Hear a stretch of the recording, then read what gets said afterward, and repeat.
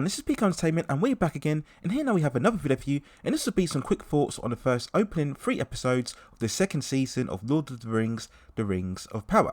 Now there will likely be spoilers throughout this video, so just beware when watching this review, and you can check out also my thoughts on the first season of the show, and I'll leave some links within the description. So we all know by now what this is, the mega budgeted Amazon series based on J.R.R. Tolkien's iconic fantasy novel series. Essentially a prequel story that takes place thousands of years before the original Lord of the Rings trilogy. The showrunners have taken elements from the appendices of the Lord of the Rings, whilst also adding their own story beats using the same characters. Now season 2 debuted recently on Amazon Prime on Thursday the 29th of August 2024 with its first opening 3 episodes before following a weekly schedule that will run right through to the 3rd of October. The story itself set in Middle-earth's Second Age, telling the beginning of the events that led to the original trilogy, such as the creation of the villainous Lord Sauron, the recreation of the Power Rings, and also the alliance between elves and men. We could say overall that the main protagonist still is elven warrior Galadriel, who in the first season we saw her on a somewhat quest for vengeance to track down the evil forces that took down her loved ones within the first season. And recapping on the events from the season 1 finale, we saw Galadriel coming to the discovery that her male companion Halbrand was actually the Lord Sauron in human form, and we saw him fleeing towards the land of Mordor, whilst we saw also 3 more rings being created.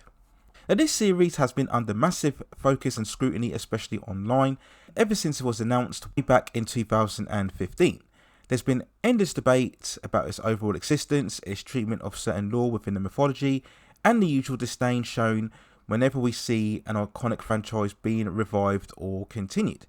Now my biggest issue with the series, as usual with all of these prequel shows, is why do they exist? What is the purpose of the story, and why exactly should I care? And unfortunately, after these 3 opening episodes, I still have the same feelings towards the Rings of Power. Essentially, for the most part, the first 3 episodes were covering the existence of Sauron and how he would come back towards asserting his dominance. And we saw in the first episode, which didn't start well if I'm being honest, very much a prequel story where we saw Sauron being betrayed by the forces and the leader Adar, before manifesting himself in the human form as Halbrand, and then later on meeting up with Galadriel. Now when we reset back to current events, we see Sauron looking to expand his influence, first by infiltrating Adar's forces within Mordor under the deception of helping him, and also later on meeting with the ring forger known as Celebrimbor to create more rings for men. We see other characters across various parts of Middle-earth become under the increasing influence of the upcoming presence of Sauron's evil within Mount Doom. And overall, as with the first season, I just have very little enthusiasm or energy regarding this show. Yes, the production values and visuals are all still very high standard, but you'd come to expect that with the massive budget that we see for this story. But as with season 1, the real issue here is the story, or the lack of it. All of the huge resources and the somewhat set pieces on screen, not a lot really happens within these first 3 episodes, narratively, and I think that's always a problem, especially when each installment is around an hour long. And the episodes really drag. There are many moments throughout where I struggle to stay alert to what was going on. Again, that's a major problem when you have no character that really generates any real excitement or investment. And this isn't really a fault of the actors, who I think perform competently enough in their roles. I just don't have any real care for any of the main characters, and again that's a major problem when you're trying to set out a story very expansive such as Lord of the Rings. As with season 1, we do have this scattered feel, again jumping across multiple characters and all their individual settings. Now with this season, you'd think that focusing much more on Sauron and his quest to reset his power would result in far more compelling material, but that isn't the case. It also doesn't help that, as per usual with these prequel stories, we already know the fate of all the characters. Regardless of how much the show tries to reinvigorate these origin stories, we know what happens to Galadriel, we know the fate of Gandalf, and we indeed of course know what happens to Sauron.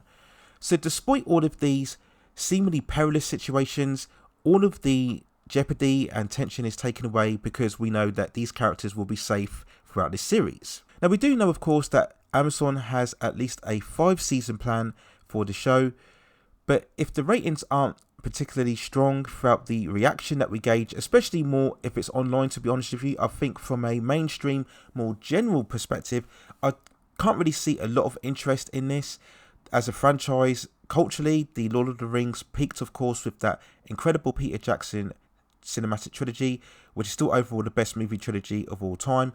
And it was always going to be a struggle to try and match the same excellence and standard in terms of that trilogy. We saw that already struggle to an extent, of course, when Peter Jackson returned for the Hobbit movies back in 2012.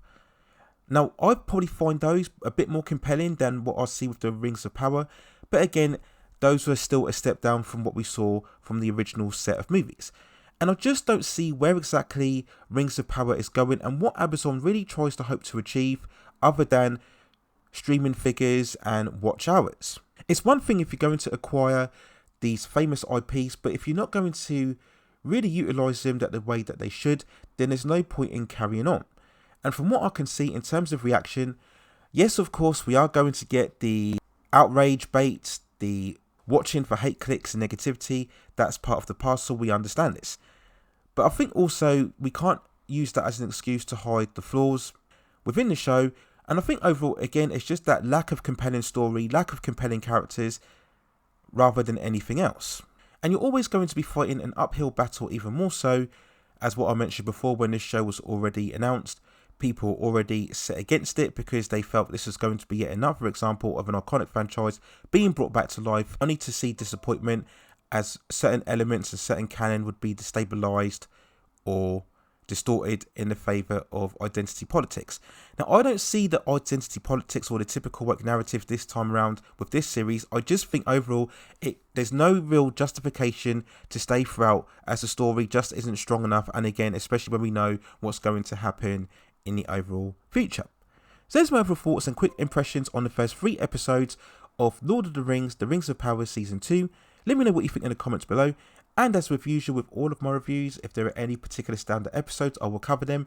And I will also do an overall review of the season finale and the season as a whole.